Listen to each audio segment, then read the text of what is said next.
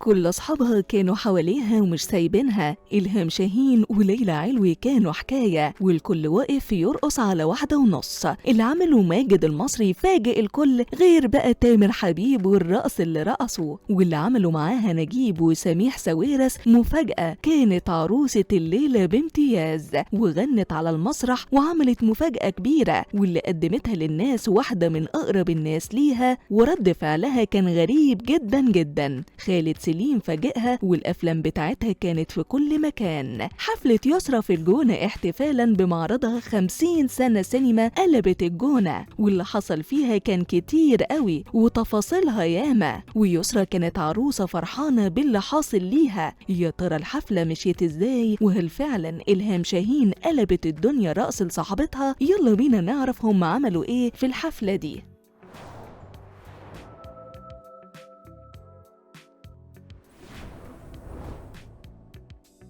الحفلة بدأت بأن تعرض مشاهد من أفلام يسرا على الشاشة في مكان الحفلة، وطبعا كل حاجة كانت متحوطة بصور ليها حتى الاستيج. الحفلة بدأت بأن ريا أبي راشد هي اللي قدمت يسرا وقالت فيها شعر، وعبرت عن حبها ليها بكلام خلى يسرا متأثرة باللي هي بتقوله، وفي نفس الوقت طايرة من الفرحة. وأول ما يسرا طلعت على المسرح كان جنبها نجيب ساويرس وسميح ساويرس، ومن تقديرهم ليها الاتنين باسوا ايديها مع بعض، وكانت لقطة حلوة جدا. كل الكاميرات جريت علشان تاخدها، وكل نجوم الفن اللي تواجدوا في المهرجان كانوا واقفين حوالين المسرح وبيدعموا صاحبتهم اللي من سنهم، ده غير النجوم الصغيرين اللي بقوا محوطينها طول الوقت. بعدها يسرا مسكت المايك وبدأت تغني وترقص على المسرح ولا كأنها عروسة في يوم فرحها، وفعلا كان باين عليها الفرحة والانبساط. وغنت يسرا أغاني كتير، وأصحابها كلهم كانوا حواليها وقفوا لها أول ما بدأت تغني أول صف، وكأنها نجمتهم المفضلة. ودول بقى كانوا مي سليم وإلهام شاهين وهالة صدقي ومايا دياب، وكلهم قعدوا يرقصوا وكانوا آخر انسجام معاها. وهي مش مبطلة غنى ورقص وانبساط بس، كانت أول مفاجآت الحفلة دي هو وجود شيماء سيف اللي وصلت الجونة على حفلة يسرا علشان تحتفل وتنبسط معاها بالمعرض بتاعها، وده بعد ما كانت بتعمل عمرة في السعودية ونزلت على طول على الجونة. وطبعا الرشاقة والوزن اللي عمال ينقص بقى باين عليها على الآخر، وهي ومايا دياب كانوا قلبين الدنيا رقص سوا. ده كله كوم، وماجد المصري كانت حكايته حكاية، وقف يرقص ويرجع الزمن اللي فات. ما هو كان جان ومحدش يقدر يقف قصاده لا في رقص ولا غنى، وجنبه تامر حبيب اللي أول ما بيسمع صوت المزيكا بيديها رقص وانبساط، فما بالك بقى لو اللي بتغني يسرا.